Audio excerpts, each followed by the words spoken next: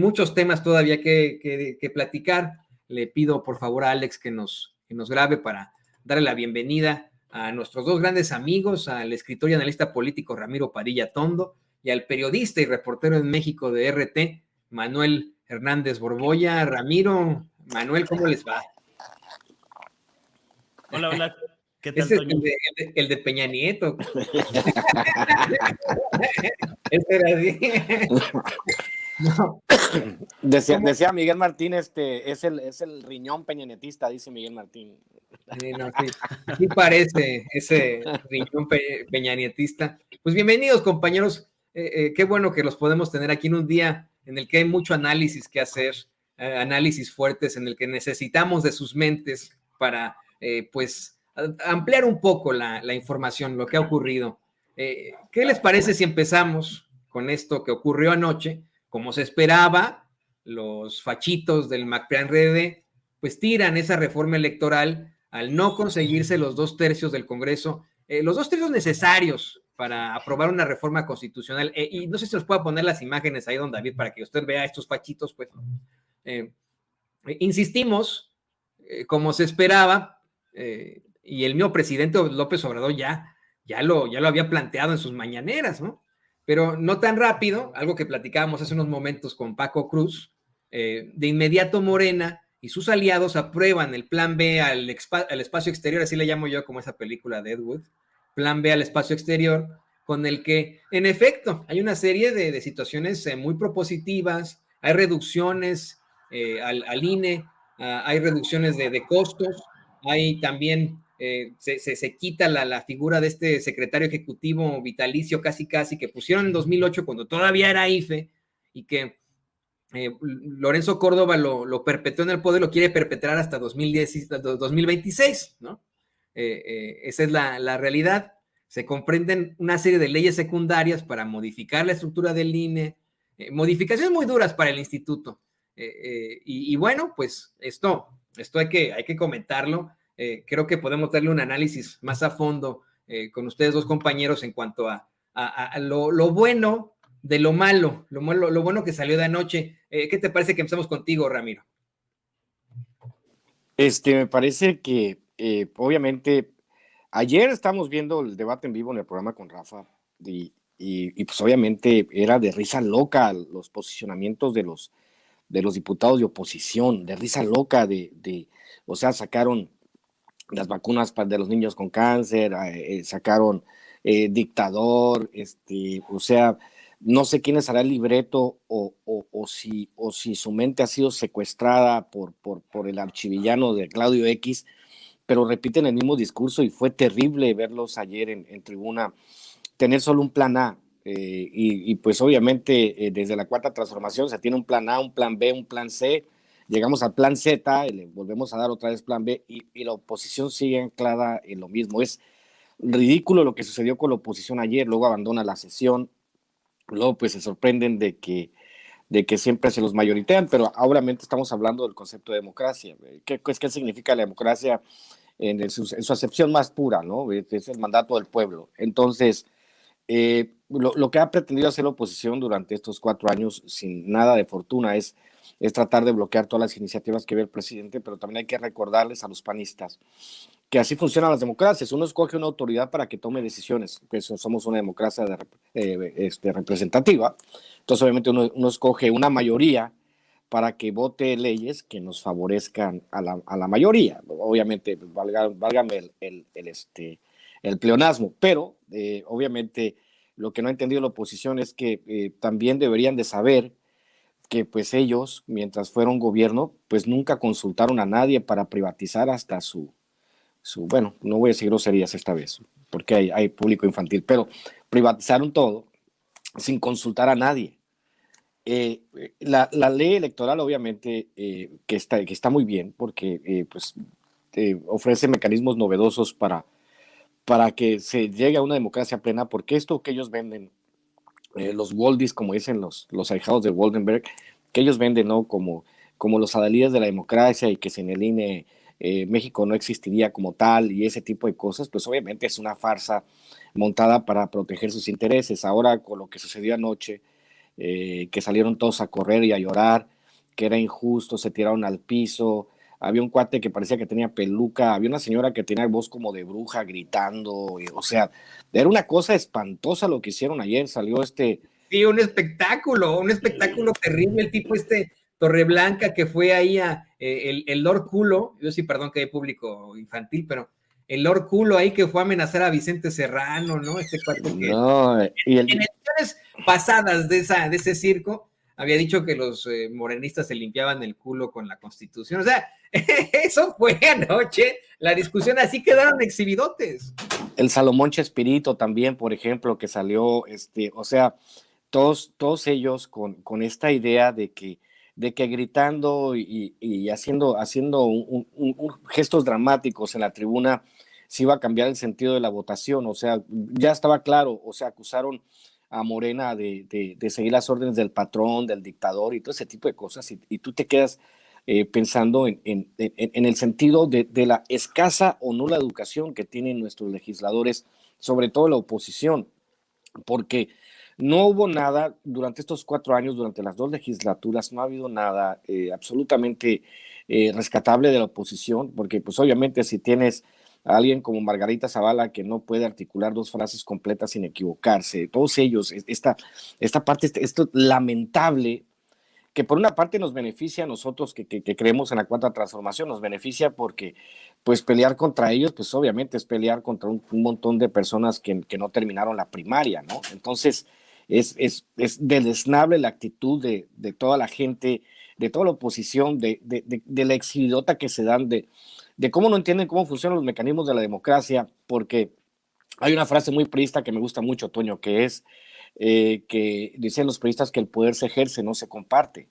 Entonces, pues lo que estamos haciendo nosotros de la cuarta transformación es ejercer el poder, el mandato que se le dio al Congreso, al presidente, de ejercer los cambios, porque por eso se votó en el 2018, se votó por darle un rumbo nuevo al país, y parte de cambiar el rumbo del país es modificar las instituciones onerosas o que ya no sirven. En este caso, el INE y todas las componentes que tenía, el caso de los fideicomisos para un retiro dorado, el caso del secretario ese que querían dejar hasta el 2026 para asegurarse de que no los persiguieran. Pues sorpresa, señores, se les apareció el diablo, ¿no? Y no es el de la pastorela, ahorita que estamos ya en épocas navideñas, se les apareció el diablo, y no hay manera en que puedan refutar, rebatir o tratar digamos, de cambiar esa realidad, porque para cambiar la realidad la oposición tendría que tener una oferta diferente a la que tiene la 4T, pero no pueden ofrecer nada mejor porque no tiene nada, mi querido Toño. Entonces esa es la parte terrible para todos ellos, ¿no? Y le pido al querido don David y don Alex que nos graben para preguntarte esto, Manuel, también querido Manuel. Allá me gustaría mucho hacer un comparativo de 2 entrevistas que tuvimos ayer aquí en Sin Censura que realiza Vicente Serrano, precisamente ahí en la Cámara de Diputados. Uno, a la diputada priista Paloma Sánchez, que evidentemente pues no tiene ni idea de lo que es la reforma electoral y solo actúa por lo que le plantea su cerebro. Y las que hizo Juan Carlos Romero Hicks. En primer lugar, Paloma González le da, vamos, no le puede dar un argumento válido a Vicente de por qué están votando en contra de la reforma electoral. No tiene ni siquiera ese conocimiento jurídico ni legislativo para hacer este tipo de cosas. Pero del otro lado de la palestra, de la forma más lamentable, Juan Carlos Romero Hicks, en pocas palabras, nos llama pendejos a los mexicanos. Dice ante nuestras cámaras que, pues vamos, que el pueblo, pues, no tiene la madurez suficiente como para poder elegir a sus propios consejeros electorales, a sus magistrados electorales. Plantea que pues es ridículo que la porra ponga al árbitro en un partido de fútbol. Dice que él fue uno de los que diseñó la actual ley electoral y que pues ellos son los que saben, que dejen a los panistas y a los legisladores actuar, porque ellos son los que saben y nosotros en el pueblo somos pendejos y no podemos hacer otra cosa más que pues seguirlos como borregos. ¿Tú qué opinas de esto? ¿Tú qué opinas de esto, Manuel? No vi estas entrevistas que me estás platicando. La que sí vi fue la que tuvo ahí el encontronazo con Cuadri. Esa sí, sí tuve oportunidad de verla ayer en las redes. Y me parece que en general, pues la oposición está completamente negada a todo lo que provenga de López Obrador. Es decir, no hay un... Ellos se quejan todo el tiempo de que hay un ánimo de confrontación y demás y que están dividiendo el país, pero como si ellos no tuvieran vela en el entierro o no estuvieran haciendo lo necesario para abonar a esta confrontación, ¿no? Entonces, me parece ridículo los argumentos que escribió en general la derecha partidista para echar abajo la reforma electoral.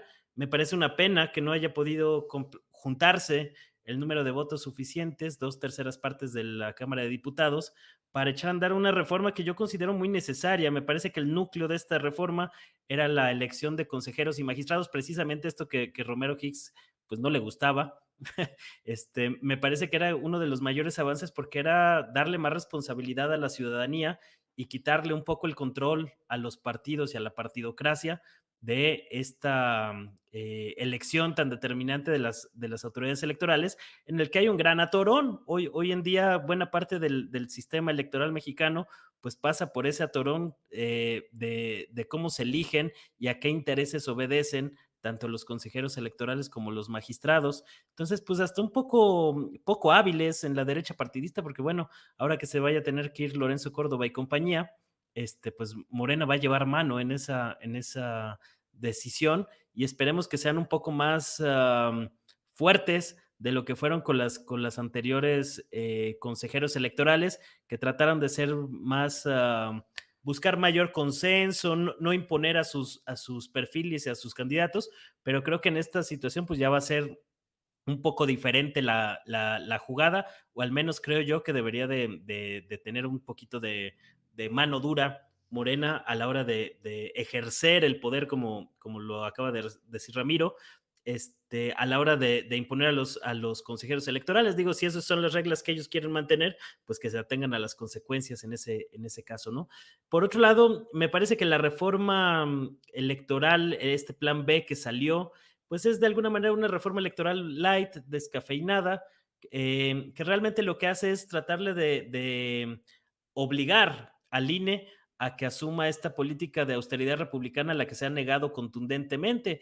Por ahí en la semana escuché también a Lorenzo Córdoba ahí en una mesa en Milenio, y le preguntaron del dinero que recibió para financiar su boda, por allá del 2000, cuando era consejero de Woldenberg en el entonces IFE, y él decía con un cinismo pues bastante emblemático, de cómo él lo asumía como natural. Él decía, pero si es una prestación como se da en casi cualquier trabajo,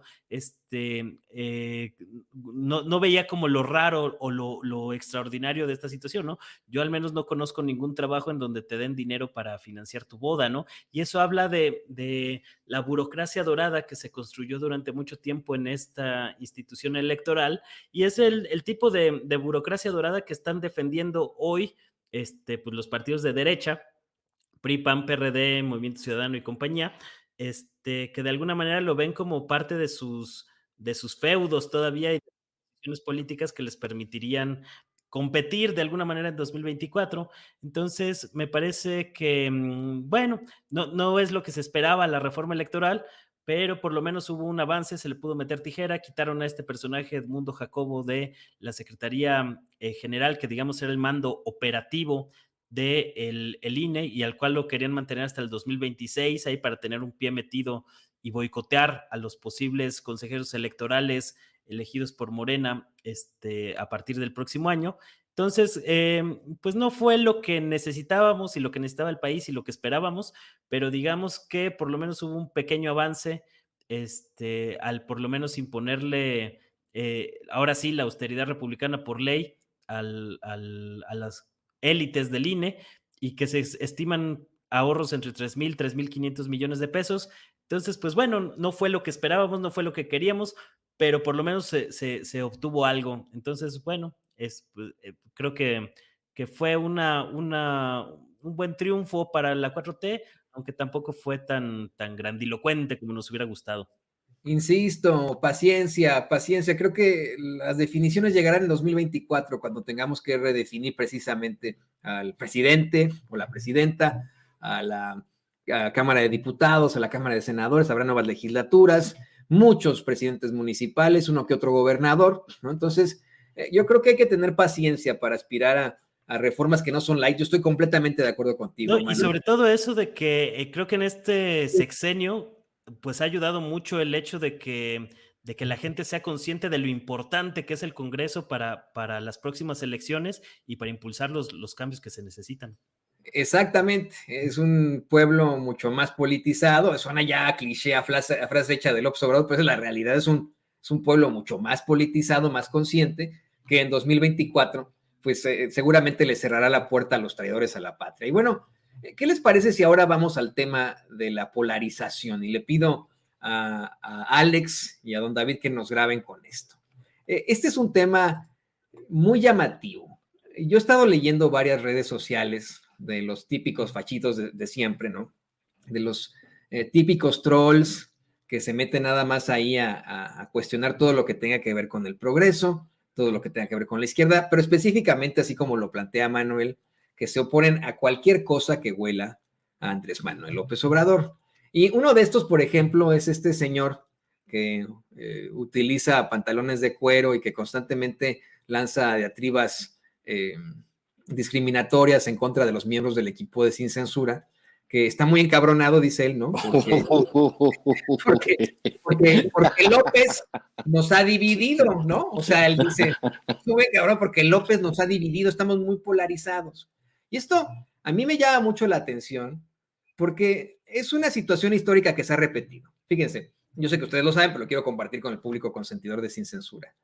En el siglo XIX, aquí en los Estados Unidos, decían exactamente lo mismo de Abraham Lincoln, por los que quieren que decían, miren a ese Lincoln, nos ha dividido a los estadounidenses, nos ha dividido, nos ha polarizado a nosotros como estadounidenses, y todo por su abolición a la esclavitud, ¿no? En ese entonces, ese era el postulado, ¿no? Imagínense ustedes, hoy ¿quién no está en contra de la esclavitud? Yo me imagino que el de los pantalones de cuero a lo mejor seguirá con este tipo de ideas, pero en estricto sentido la mayoría de nosotros estamos en contra de la esclavitud. En aquel entonces se hablaba de una polarización en cuanto a todo lo que tiene que ver con el gobierno, con los estadounidenses, por una situación que tenía que acabarse de por vida, una situación que era el esclavismo, algo que no debe existir, la esclavitud no debe de existir. Hoy en día tenemos un presidente que, según varias encuestas, es apoyado por 7 de cada 10 mexicanos. 2 lo odian, pero con odio al estilo Ferriz Hijar, Ferriz de Con, y bueno, hasta las estrellas con Ferriz Santa María, San Martín, como se llama, no sé qué, lo odian con odio jarocho, lo odian, pero a muerte. Es un odio espantoso, un odio patológico. A uno le vale madres, pero esa es la realidad en México. No veo yo una polarización per se. Veo un pueblo que se mueve un poco más hacia la izquierda, hacia el progreso, hacia las políticas de justicia social. Lo veo más así, ¿no? Porque vamos a tan solo al hablar de números, ¿no? 7 de cada 10, ¿no? 7 de cada 10. Y hoy el presidente, queridos compañeros, puso un tuit de Claudio X González en el que cita a Armando Fuentes Aguirre, quien, como muchos cobardes, ya platicábamos de la cobarde de animal político, ¿no? Pero este cuate, como muchos cobardes, se esconde tras el seudónimo de Catón. Y lo publicado, si está en el tuit por ahí, don David, dice, yo no tengo por presidente a López. Él nos dividió a los mexicanos en 2 grupos y yo quedé en el que no es de su propiedad. Y bueno, como un usuario de Twitter le responde, os toca joderos, su majestad. Antes estábamos divididos entre patrones que ponían presidentes y empleados que se jodían. Ahora estamos divididos en patrones que se joden y empleados que ponen presidentes. Y bueno, pues esto lo deja muy, muy claro. Cuando tal vez en algún pasado, queridos compañeros, querido Ramiro, querido Manuel, querido público consentidor, en un pasado no muy lejano, los mexicanos de a pie bajábamos la cabeza cada vez que nos decían naco, indio, patarrajada, cada vez que nos daban el peor empleo, mientras que el recomendado siempre obtenía un puesto gerencial. Mientras eso ocurrió en un pasado no muy lejano en el que bajábamos la cabeza, Hoy, como ya lo platicamos en unos momentos con Manuel y con Ramiro, hoy estamos politizados, hoy alzamos la cabeza, no, en mi opinión, no es que estemos polarizados, pues simple y sencillamente despertamos y les dijimos, a ver, a mí no me vas a decir naco, cabrón, ¿no? Si no te llega la suficiente sangre al cerebro por los pantalones de cuero tan apretados que tienes, pues no me importa, ¿no? No me puedes decir naco a mí, esa es la situación, o peladito, como quieras decirme, ¿no? A mí no me vas a decir tampoco idiota rajada porque no es ningún tipo de problemática ni situación negativa el pertenecer a los pueblos indígenas, es todo lo contrario, es una señal de orgullo el pertenecer a los pueblos indígenas, el que nuestro mapa genético se comparta con el de los pueblos indígenas. Yo creo que divididos no estábamos, esto era una situación que tenía que llegar en algún momento y divididos ya estábamos. ¿Tú qué opinas, Ramiro? Fíjate que cuando uno piensa en el privilegio, sobre todo, en el caso de este personaje tan menor, que no lo voy a mencionar, pero que en el 2014 chocó un carro Porsche ahí en México, y le echó la culpa al empleado, que lo agarraron borracho, drogado en Estados Unidos, o que pues tiene preferencias medio extrañas, pero al final de cuentas es un personaje muy menor que no aporta nada al discurso público, como no aportan nada a aquellos personajes que vienen del mundo del espectáculo solo a denostar porque perdieron privilegios, a los cuates que perdieron los fideicomisos del cine, por ejemplo, donde se hacía cine basura, con historias de puros whitexicans de la Condesa. O sea, es extremadamente difícil que lo entiendan, pero cuando se habla de, porque obviamente pues, ellos usufructúan un apellido, pero no tiene nada de valor agregado que tú puedas decir, oye, qué bárbaro esta persona, su opinión genera algo, ¿no? Simplemente a la derecha lo único que hay es como los doctor Simi, opiniones genéricas intercambiables, no hay nada más, pues, que si tú ves, escuchas la opinión de uno, escuchaste la opinión de todo, como los discos de Maná, ¿no? O sea, escuchas un disco, ya escuchaste todos los discos. Igual a la derecha, escuchas una opinión, ya escuchaste todas las opiniones. Entonces, en el caso de la polarización, como tú bien lo planteas, Toño, cuando hay 7 de cada 10 que apoyan la labor del presidente y se habla de polarización, ¿qué tipo de polarización? ¿No? O sea, en general, yo creo que si tú le preguntas a alguien de derecha qué es polarizado, entonces él va a pensar inmediatamente en los vidrios oscuros de un carro, y esa es la polarización para ellos, ¿no? Porque no tienen idea de cómo funciona el concepto. Igual con los representantes populares, cuando se llenan la boca hablando de dictadura en un país donde nadie lo persigue por sus opiniones, pues qué dictadura tan extraña, ¿no? En el caso de los bloqueos a las leyes, pues obviamente nosotros teníamos presupuestado que no iba a pasar, porque así es, porque no, o sea, ellos se van a oponer a lo que sea, por lo que sea, aunque hay un costo político. La vez pasada con la reforma eléctrica, pues obviamente perdieron 4 de 6 gubernaturas y las otras 2, ahí en Aguascalientes, con la profesora Nora Rubalcaba, nos huele a que le hicieron un gigantesco fraude, y hay que saber a quiénes pertenecen los parques fotovoltaicos o de las celdas solares, allá los paneles solares. Al parecer Marco Cortés anda metido en esa cosa, y pues se podían dar el lujo de perder todo menos Aguascalientes por una razón que tiene que ver con los negocios más que todo, ¿no? Entonces, cuando se habla de polarización en un país que no está polarizado, simplemente la derecha se quedó con la mayoría de los medios de comunicación y sufren al saber que hay medios como alternativos que están ofreciendo y que tienen mucho más rating que los medios convencionales, a pesar de que los medios convencionales siguen liderando en televisión abierta, pero la televisión abierta también es una característica que va desapareciendo. Tenemos una revolución de terciopelo, no sé cómo llamarla, una revolución de los medios de comunicación en México que está empujando una narrativa totalmente diferente a la que cuentan ellos. El problema es que no han entendido esa parte, no han modernizado el discurso, no han entendido que si todos siguen con esta, hay que ver nada más los porcentajes electorales, por ejemplo, para la elección del Estado de México. Morena les dobletea, les tripletea, ¿no? O sea, en el caso de que vayan en alianza, es nomás 2-1. En caso de que no vayan en alianza, vayan solo, los partidos van a perder 3-1. Esa es, digamos, la efectividad del discurso de la oposición. Si estás viendo que estás perdiendo 3-1, ¿por qué no modificas el discurso? ¿O por qué no intentas hacer algo que cambie esta dinámica, esta inercia a desaparecer? Por ejemplo, los del PRD, ¿no? El PRD dijo que la Semarnat los va a declarar especie en peligro de extinción a los perredistas. ¿Quiénes son? Y todos le dicen a Monreal, vente, aquí te aceptamos, no, regresa a casa, como el Malcolm el del medio, Diwi, esa familia no es tuya, le dicen a Monreal, los morenistas no son tu familia, ¿no? O sea, básicamente son personas que no han entendido que no existe tal polarización cuando está 7-3 o 8-2. O sea, ya se acabó.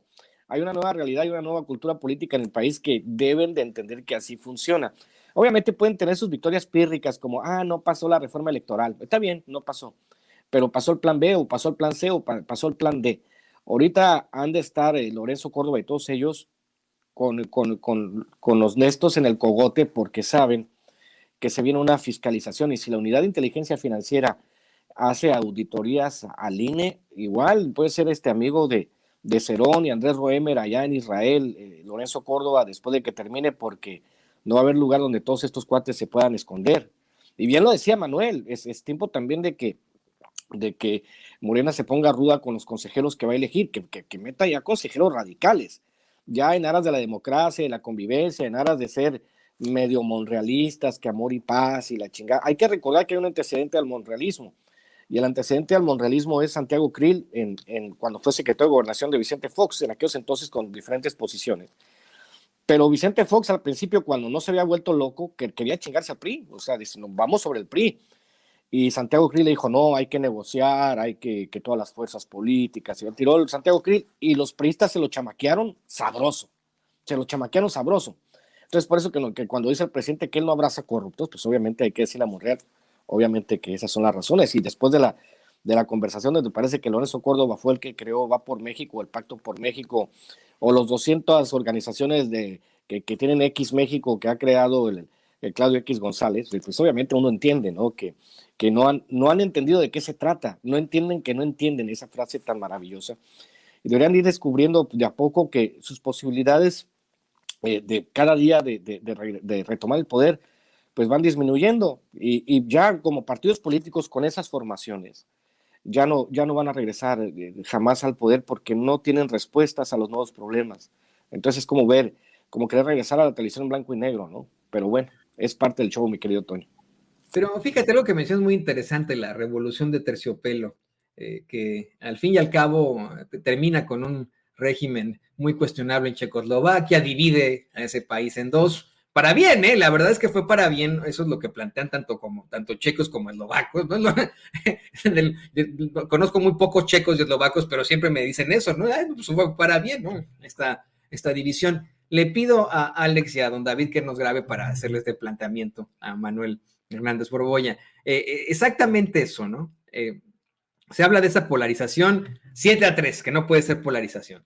Pero pongámosle que hay una división entre el pueblo de México, pongámosle que existe verdaderamente un enfrentamiento entre es que suena muy, me choca que se les ponga así, ¿no? Pero entre los chairos y los derechairos, ¿hay alguna posibilidad de choques de este estilo, hablando de la revolución de terciopelo? Ni siquiera choques violentos, eso no fue la revolución de terciopelo, choques en estricto sentido, pues, que puedan afectar de alguna u otra forma la composición del país como república, si lo quieres ver así. No, en este momento yo no veo para nada eso. O sea, la oposición hoy tiene pues un sector de las élites, de las clases medias, altas, que se identifican con estas élites, de su lado, pero realmente no tiene una base social con la cual pueda echar a andar ese tipo de cosas, ¿no? Entonces, creo que está muy lejos de que la derecha hoy pueda dar un golpe o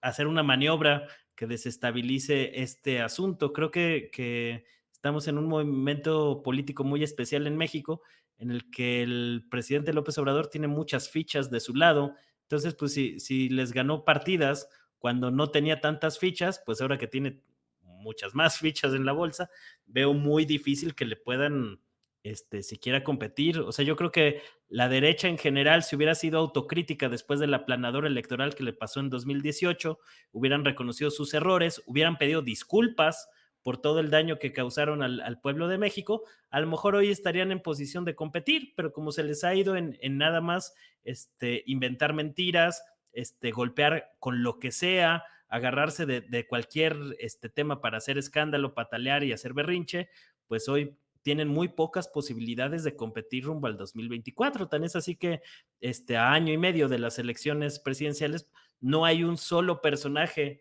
en toda la derecha mexicana que medio figure, pues ya hasta allá andaban unos ahí nominando como presidente o su candidato a presidente a Chumel Torres, ¿no? Ahí en la FIL y cosas de estas que son ridículas y son como de chiste, pero que te habla de la desesperación que tienen por encontrar esos liderazgos. Otros como Ricardo Anaya, que ahí siguen en el exilio, ahí escondido en quién sabe dónde, pues está muy debilitado. Ahorita ni quién lo pele, ni quién lo fume, ¿no?